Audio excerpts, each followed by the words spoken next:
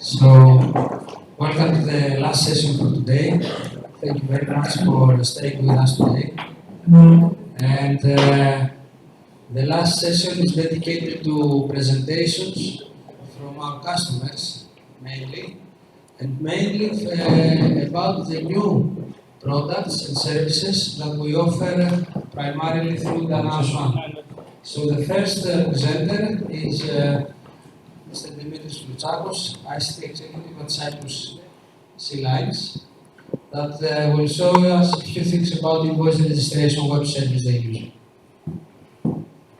Good evening, ladies and gentlemen. My name is Dimitris Lutsakos. I'm the software development coordinator of Cyprus Sea Lines. I can understand that you are tired, so I will be brief.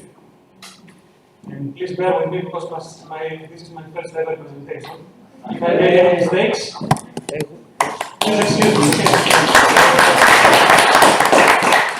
So, let's begin. What was the challenge? The challenge was to reduce time-consuming procedures.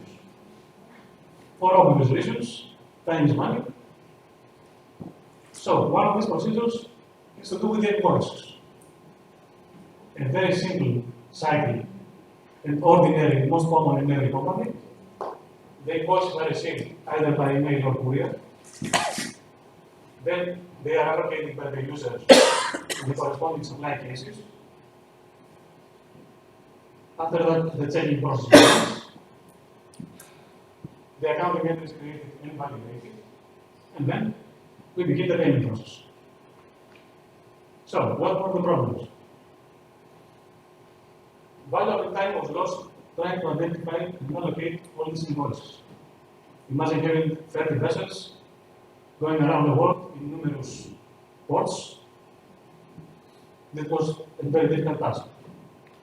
Another issue, emails may have potential threats. I've been in Cyprus for 6 months, and already we were struck by 2 different malware viruses, hiding in emails having to do with invoices. Another thing is scanning and printing for the hard copies, both time-consuming and money-consuming procedures. And finally, with all these delays, all the suppliers are unable because of the delays from the payments. So, the solution was given to us by the Danaos platform with the invoice registration service. It's a very simple service. We managed to make the supplier a part of the procedure. How? We upload the order to the platform. This is a very simple list of invoices as seen from one of our suppliers. So the only thing he has to do is select one of them and check if everything is okay. He can add other items and he can change the quantities and prices. The picture is something like that. He can give the invoice reference and the invoice date. And as an extra but very crucial step is to attach his original invoice. Then he submits and the invoice is automatically linked to the corresponding supply case. So no more wasting of time. The supply operator is informed using the Danaos alert, and the accounting department is also informed by an email. The rest is as it was. The checking process begins. We use the order invoice comparison report, which makes checking easier, due to the fact that it spots directly the differences between the order, the delivery, and the invoice as received from our supplier. Rest, accounting entries made to validate, simple task, and the payment process begins, which differs among companies. So as far as the main problem is concerned, we consider it solved. And that's about it. Even less than 5 minutes.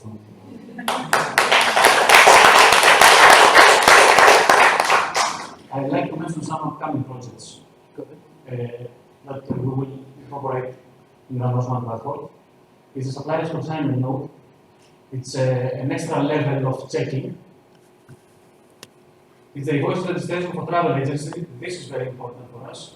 It's basically the same thing with the one that I just showed you, but it has to do with the crew ticketing. So we try to get the travel agencies as well to implement their invoices through the Danaos platform. And finally, a service that we already use is the vessel position based on telegrams using this map, which is already implemented in the Danaos platform. And that's about it. Thank you.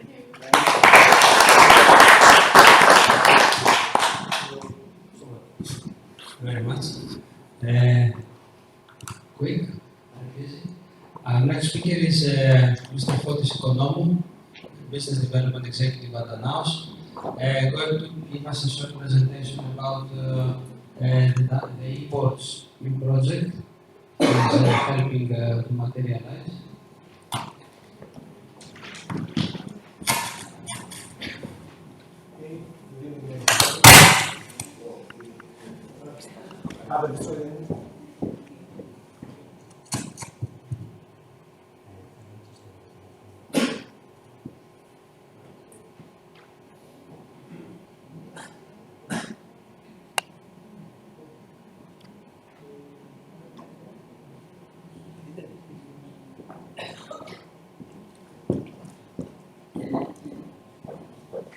Okay, let's talk about org. Okay,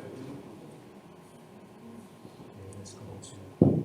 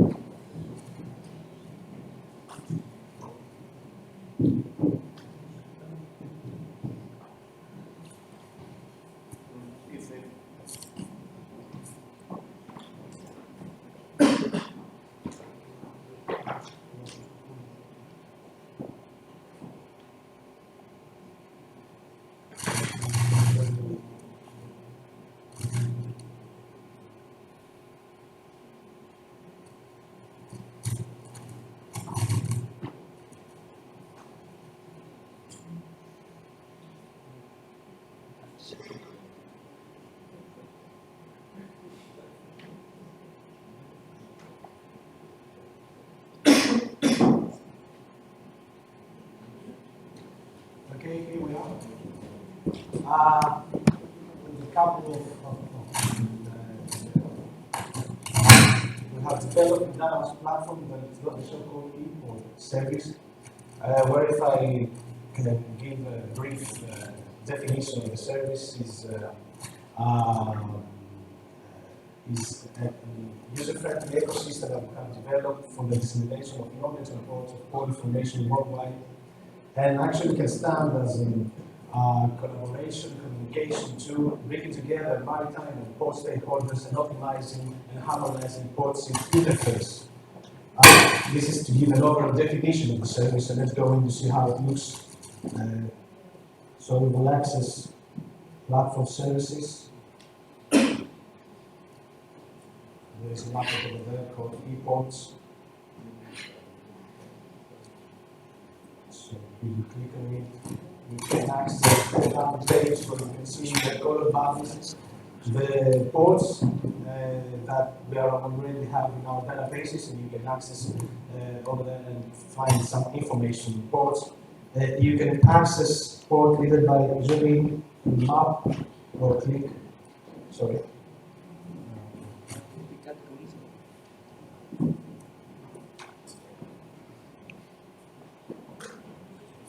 Alright, we can zoom into by clicking on the buttons, see the port area, or we have on the right hand side some filtering in order to access port, either by country or by port. Let's see that I want to go to Singapore.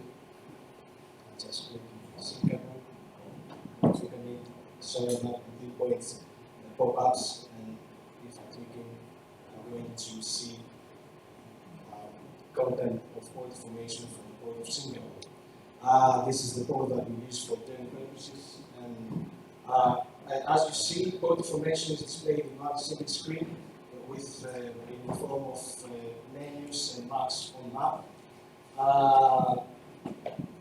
Actually, if I can give a brief description of what is the port information we provide, it's a kind of, let's say, port handbook, an online port handbook, an online port guide for the shipping industry. The provider of the information is an affiliated C page and hosts its port page, and is there to populate and active information 24/7, 365 days per year. If we go to, let's have a look which companies, which ship agents are on board with us. If I go to the ship directory, so the agencies as a category, I can see some of the port agents that are hosting, reporting, report services, populate information from the shipping industry. You can see that we have some big names like Airlines and Maxi, Escape Shipping.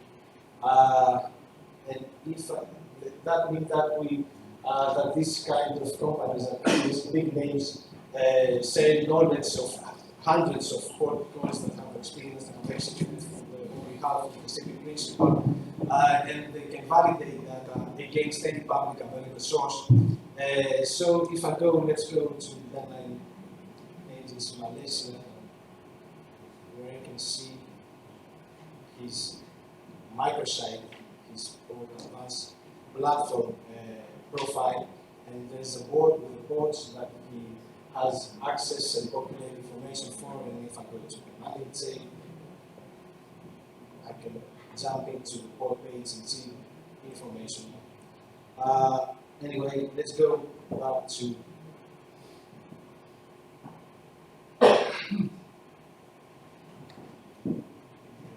Singapore.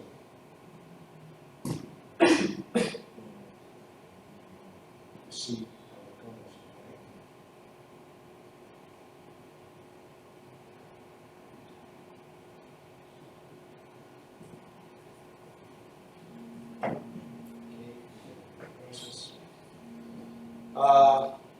As you see at the first glance, you see a snapshot of vessel traffic, of vessel position currently on board. That is data taken from AIS. There is on the right hand side of the map a legend list. You can hide and show icons on your convenience.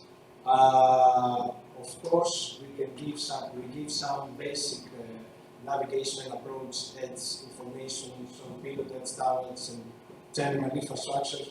So if I click on anchorage, I can see the actual position, illustration of actual position of anchorage on board.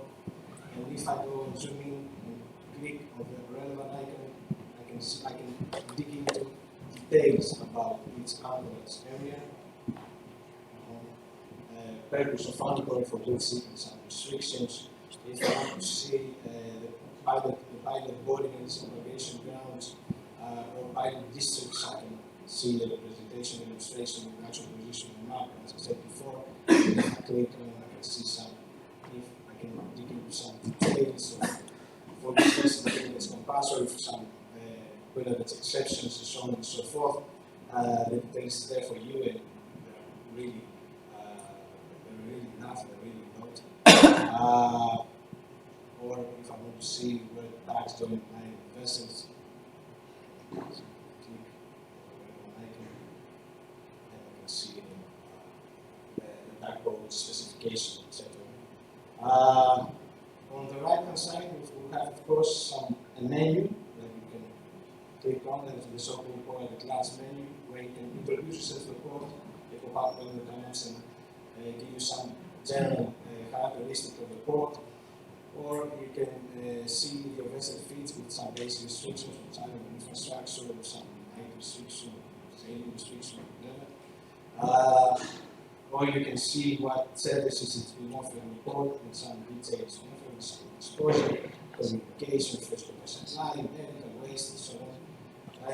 You can have a view on the latest port tariff policy.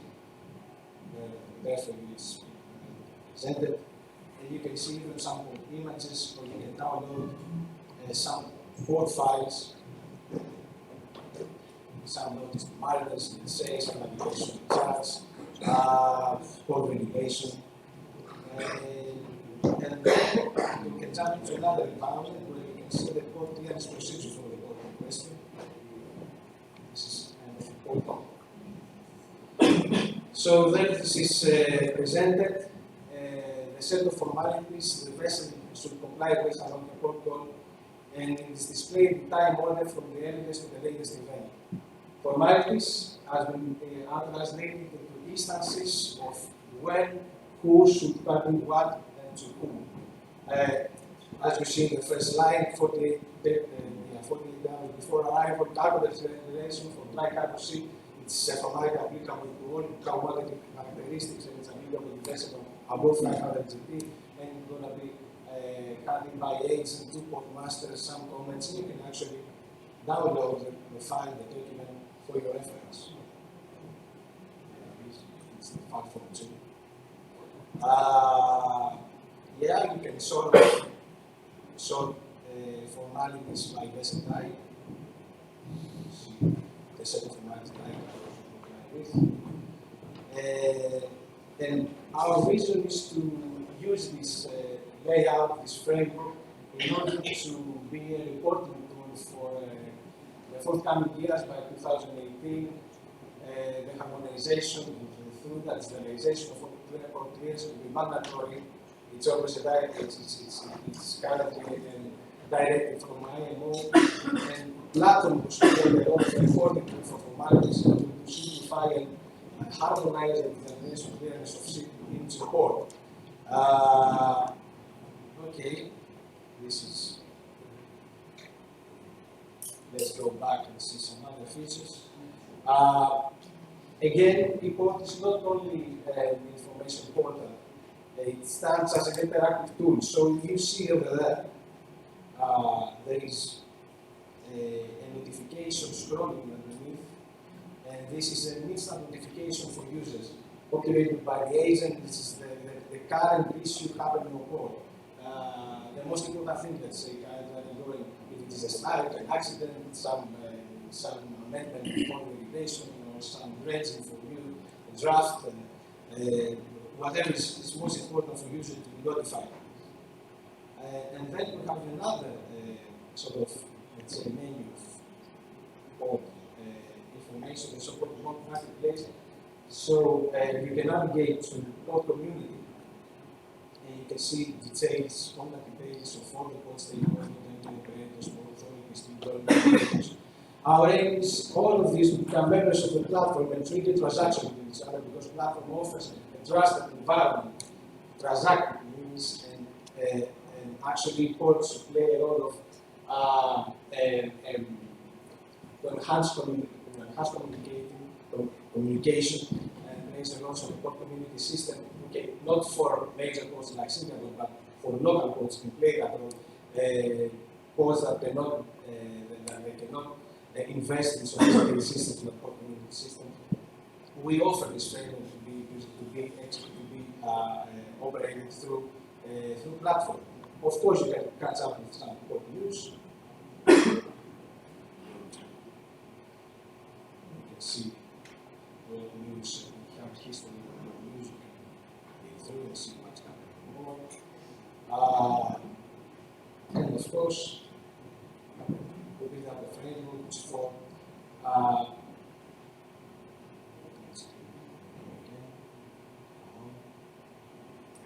some port classifiers where you place your needs and offers and interact with affiliated partners. These are kind of account development. I'm not going to show you how to use. I'm going to conclude my presentation by introducing some other services produced and developed by third-party companies that can work supplementary to port formation offered through e-ports. Some services you can see over there in the tab relevant port services, platform port services. Currently, one is developed by us, by Danaos one from China. It's called Weather for Coin. So you can actually trigger a report on weather and see in port waters. We can use dates to see weather in the past or current weather condition or weather in the future for some forecast. If I click submit, takes some time to connect the server.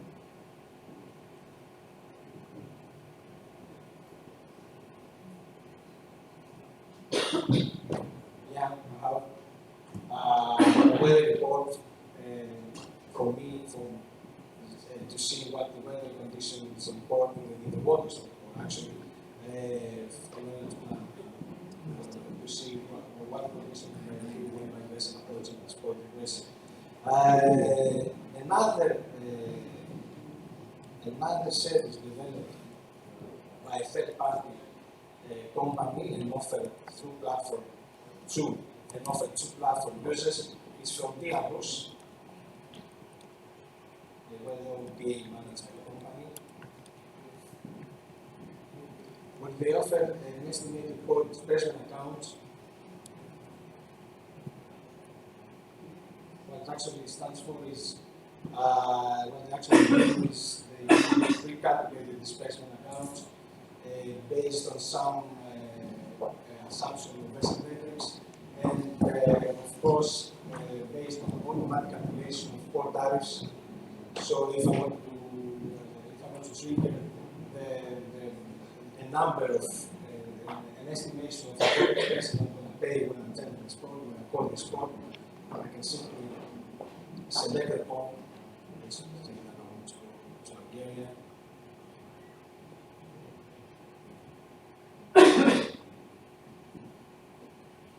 Yes, I'm interested to see an estimation of expenses. We calculated for the specimen account as I said before.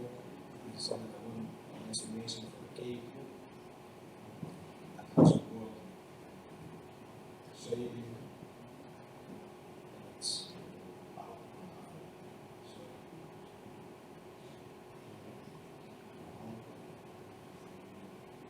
and we're going to stay before we start activity, let's say for 2 days in the boat. We come up with an hour.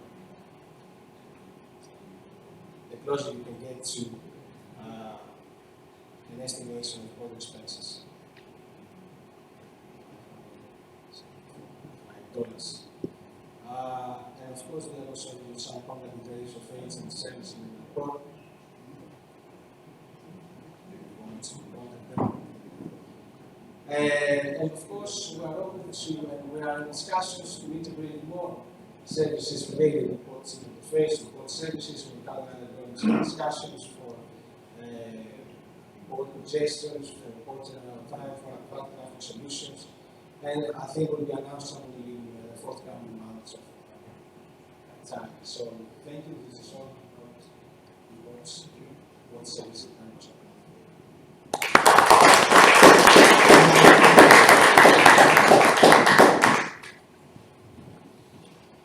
our next speaker is Katerina Xeto from Malaysia. Alaska is going. Yes, sorry. She's going to tell us about how they used web services for crew recruitment.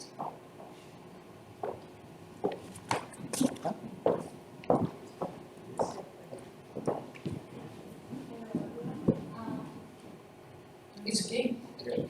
Hello everyone. Thank you for coming today.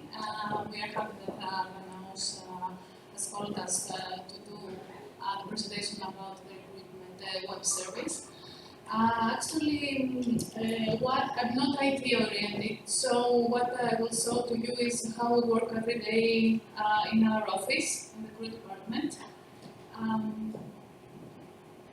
The problems we have faced during our daily operation, the main one was that we have communications in Manila because we usually take seafarers, and these communications were using a lot of different programs from ours, and each other they were using also a different program. So it was very difficult for us to have the access to their programs.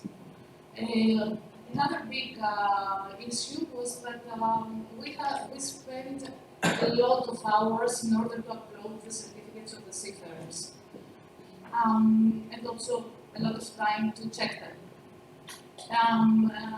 Also, a big I can't say problem, what we have faced also was that the mandates didn't complete in full the personal data of the seafarers, which is very, very important for us because in case of emergency, it's the first thing that you need to know. They couldn't share with us, we couldn't share with them the crew list, so they will keep asking us how many people are on board the vessels, is your crew list the same with ours. We had a lot of hours spent in order to provide them the information they wanted about the recruitment, the relation of the changes, and of course a lot of forms were used through our ISM manual. Why we choose the Danaos platform in order to make the things easier? Now we share the same data, one that the company uses, Alaska uses. We outsource a lot of tasks that we had in-house Alaska to the mandations.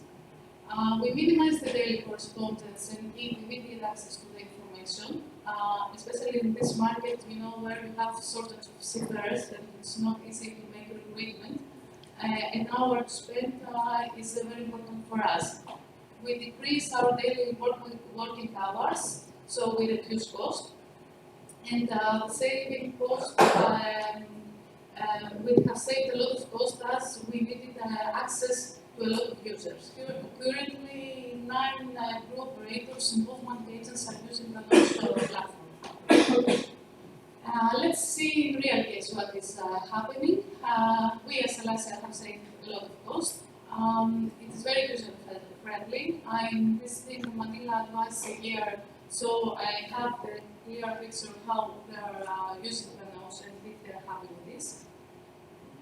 This is how an operator of our management is getting in Danaos. It's a web page, as you already know.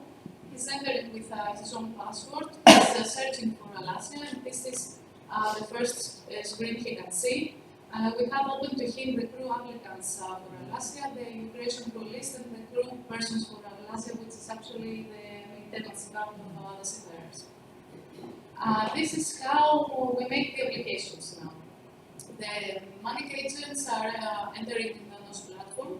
They are using the crew application in order to fill in all the details we want.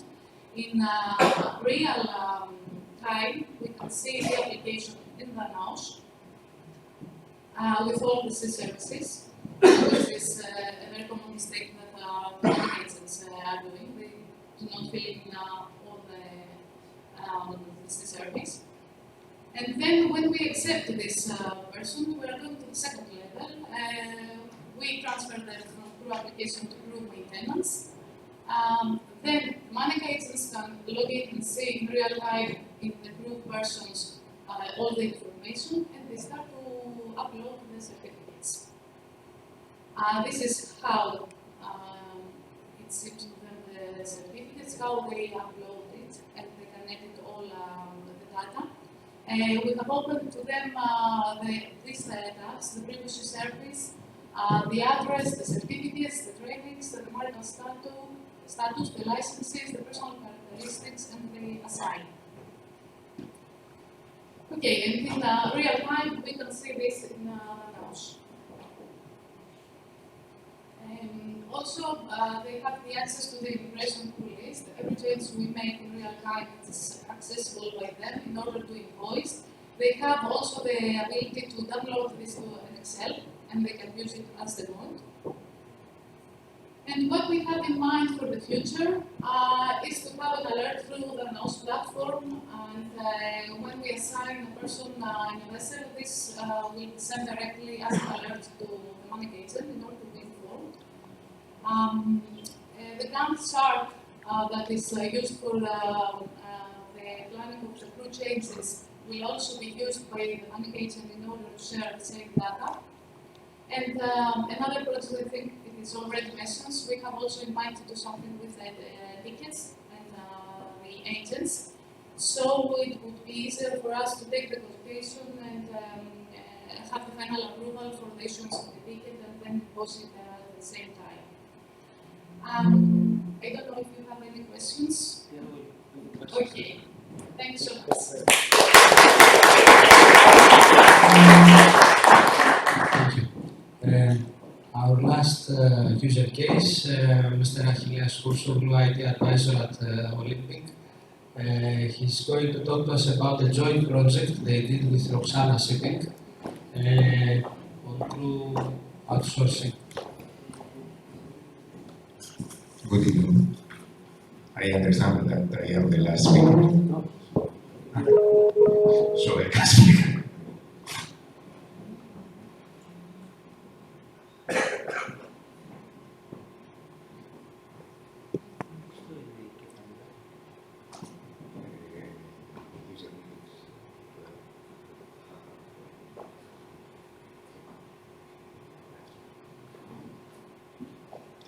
So, Ms. Xenon covered the majority of what I have to say. We have another approach for the same problem. Let's make a small history.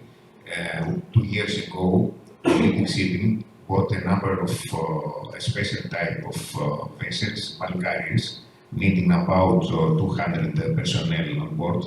And our pool does not include this big number, so we're obliged to have to appoint as manning agent the company Roxana or Kristen for this specific type of ships with a specific nationality. We need only Russians.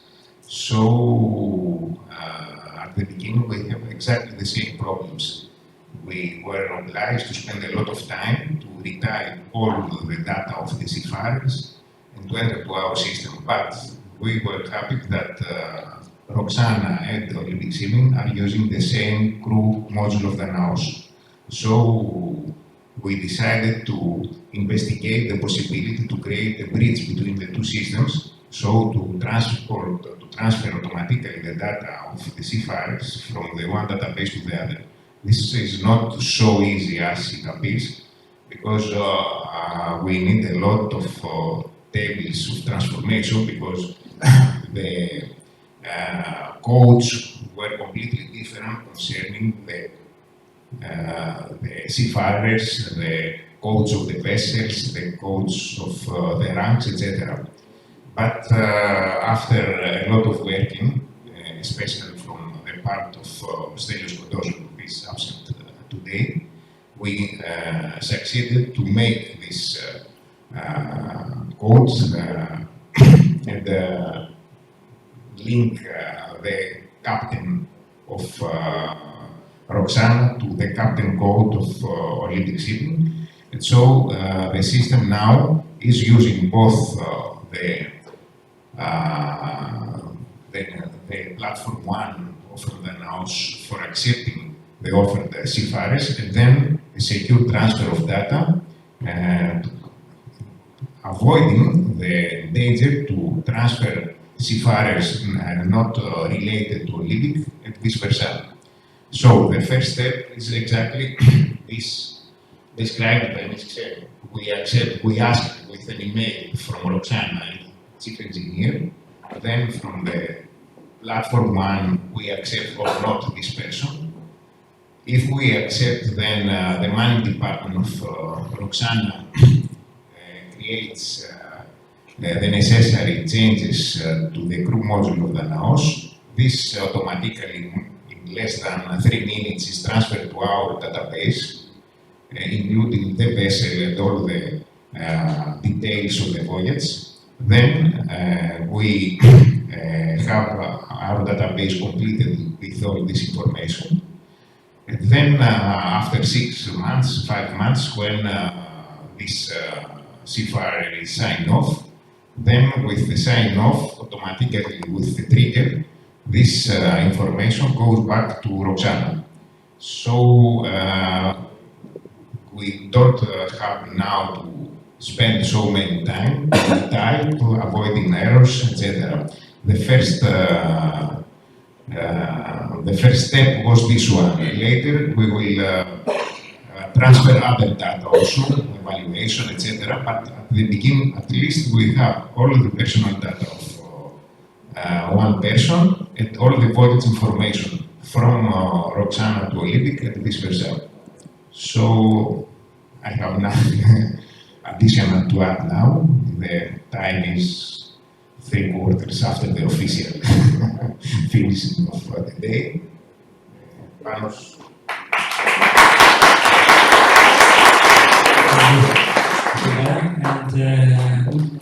And these were small demonstrations of the versatility of the national platform. There may be other ideas, other needs you have. The platform is a very flexible tool that can be tailored to your specific needs and can publish or can information to the web or can retrieve information from any system. So think what you need, what needs you have to get information from others or to publish information to others, and ask us to do it.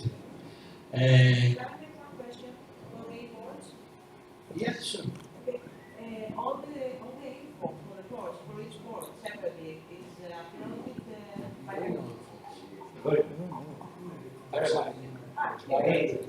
Okay, so as all of these are accurate information, and then contain all the required forms for the. Yes, they first, second, part of it.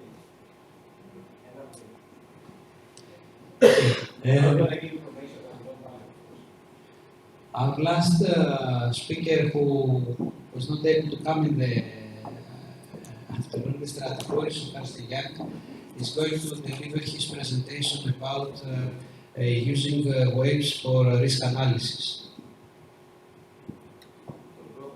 Huh?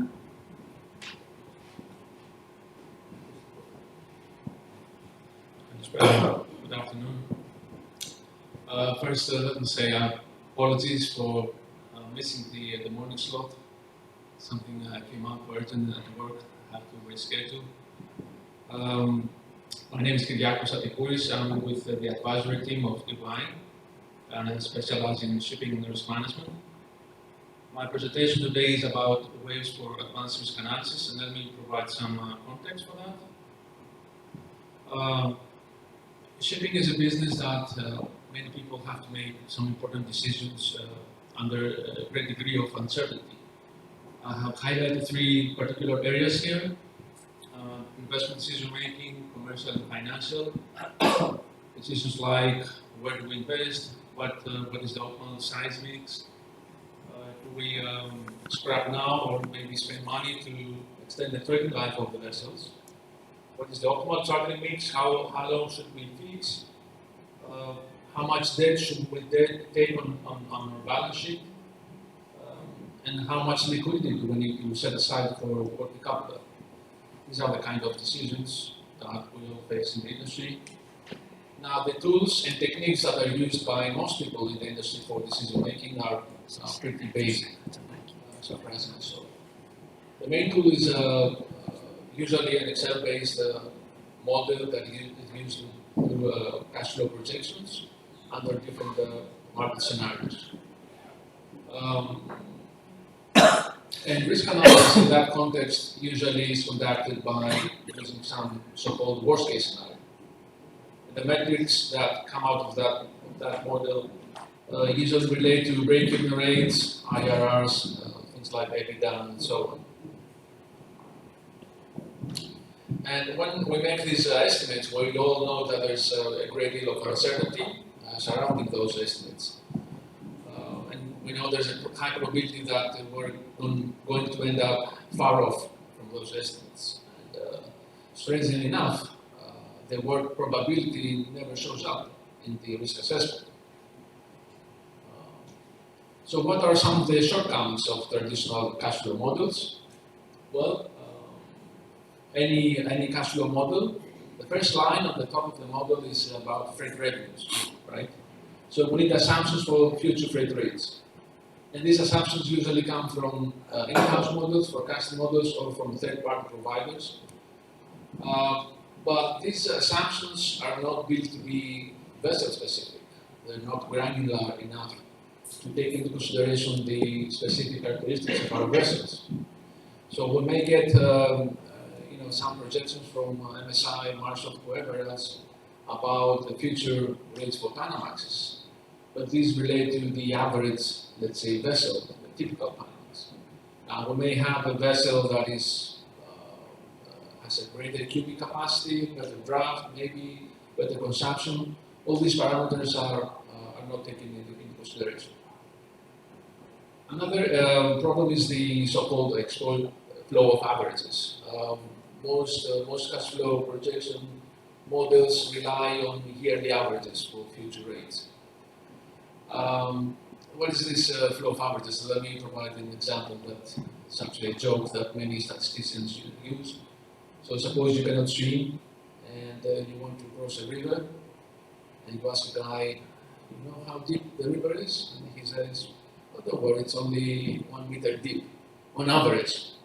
So the question now is, do you cross the river or not? You don't really know if the depth of the river is 1 meter constantly, or whether there is a section that is 3 meters deep, so you end up drowned. A similar case with shipping. You get average rates for various markets, but you don't really take into consideration the possible fluctuations of the market and the volatility of the markets. Another problem with traditional cash flow models is that they ignore correlation effects. We know that shipping markets are correlated to a great extent, but they're not perfectly correlated. So when we run the cash flow for a diversified fleet, we have these different lines for the freight rate assumptions for different markets. And we just put those assumptions in there, but we just ignore correlation. Markets tend to go up and down together, but not in parallel. They're not synchronized. One market might go up, and the other might lag behind, the other way around. And we're just missing that, kind of behavior in the market. Another problem is the lack of consistent assumptions for the vessel fair values. We spend a lot of money taking projections for freight rates, but we don't necessarily connect those freight rate assumptions to get some fair values for the vessels. That's another problem. So how do we address those issues? How can we improve the cash flow models? a good start, perhaps, a good starting point is to explore the information that is available in the market in the form of BFAs. BFA stands for Baltic Forward Assessments. Effectively, they are forward curves published by the Baltic Exchange based on daily closing prices from the FFA market. You see an example here of a daily BFA data set. So you've got the underlying market, here is the 40C average of the cape size, you've got the period and the fair value. This is how it looks. Yeah? And from that, you can build a nice smooth forward curve that gives you the fair value of the future freight rates. And the good thing about BFAs is that they are unbiased. What they reflect is a pure, it's the market consensus, such as supply and demand. They're not subjective, they don't reflect anybody's subjective views, personal views or outlook. Now, what can you do with BFAs? I talked previously about the lack of granularity in vessel-specific TC assumptions. Well, you can take those BFA rates, you can fit them into a voyage estimation model. Out of that, you get an implied freight rate, but this applies to the model ship, okay, by construction. Now, you have to ask yourself, if a certain route pays, let's say, $10 per ton for the model ship, what does that rate translate to in terms of TC terms for my own vessel? So you go the other way around, you take the implied dollar per ton rate, you run the same voyage estimation technique, but this time you take the actual specifications in terms of draft capacity, speed consumption, and so on, and you get an implied TC rate that is specific to your vessel. But you started with the BFA. You took this journey here. And this is an example of that technique. So here we have the forward curve, both for the freight market and the bunkers prices. And from that, we get vessel-specific fair value TC curves for the future, in this particular instance for 4 different designs in the Supramax sector. And the differences can be profound and very significant. I mean, here we've got differences in the order of $2,000 in this scale. We're talking about 20% margins. And how can we connect the information that we get from the forward curve for the freight market? How can we connect that information with fair values for the vessels? Well, we can exploit the high correlation that we observed between the two markets, the freight market and the second-hand market. In this particular example, we have the correlation between the 3-month moving average of the PSI index against the prices of the 10-year-old and the 5-year-old Supramax. And because of this high correlation, you can, let's say, take the information from the BFAs and the forward curve for the freight market, and then use that to extrapolate, so to speak, the fair value of the vessel itself. And again, this is an example. The bars indicate the freight forward curve. And by using that technique, you can get an implied fair value forward curve for the vessel itself. So you have both the freight rates and the vessel values. The reason I came late to this event is because I was with the Bank of Greece earlier on. There's a very high level discussion amongst the regulators for shipping loans. We've got several bankers from Germany, Italy, Spain, France, from all EU members with exposure to shipping. And this is a key and a hot topic, hot area. And there's a new standard coming into play in the banking market. It's called IFRS 9. And it's going to change the way that shipping banks look into financing. The banks will be required to take forward-looking measures when they assess the risk of their loans. They will be obliged to take what is called expected credit losses. So these kind of techniques will be more popular in the coming years, the banks will be more sophisticated when they assess the risks. And now we take to one step further in terms of sophistication. We left two more problems when we talked about the shortcomings of traditional cash flow models, the flow of averages and the capturing of correlations. Well, you can attack both of these problems with a technique that's called Monte Carlo simulation. It's based on having a model that's able to generate freight rate scenarios for the future, scenarios that are realistic in the sense that they exhibit the same kind of volatility, cyclicality, whatever you call it, against the historical rates. So you've got this model in place, it generates literally thousands of different freight rate scenarios. You take those scenarios, you feed them into a cash flow model, and out of that you get the metric that you're interested in. Could be cash balance, could be break even, it could be EBITDA, whatever, but you don't get a point estimate, you get the whole distribution. That gives you the full picture of the risk that you're exposed to. And again, this is an example. Here you have a forward curve. This is the yellow line. You we generate different freight rate scenarios around it. And from that you get a distribution of the TC. This is the metric that we use in this particular example. But you can use also some other metrics. Here we measure the probability of failing to meet debt service. Just an example. It could be anything, it could be EBITDA, it could be a probability of break-even, operationally wise, or whatever. I don't know, Dimitri, did you have a chance to show the example earlier today? I did not.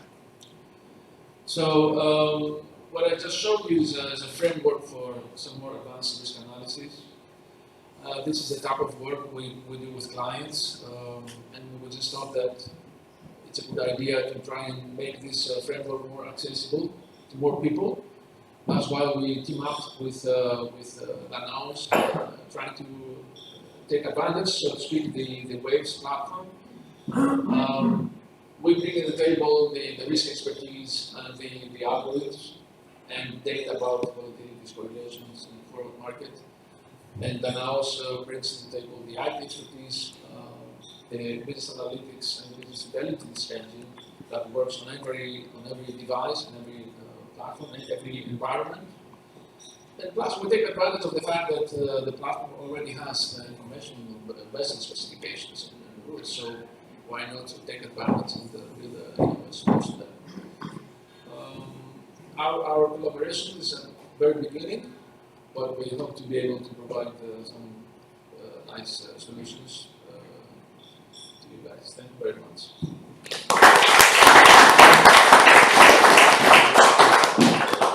So thanks very much. Any questions to any of the speakers?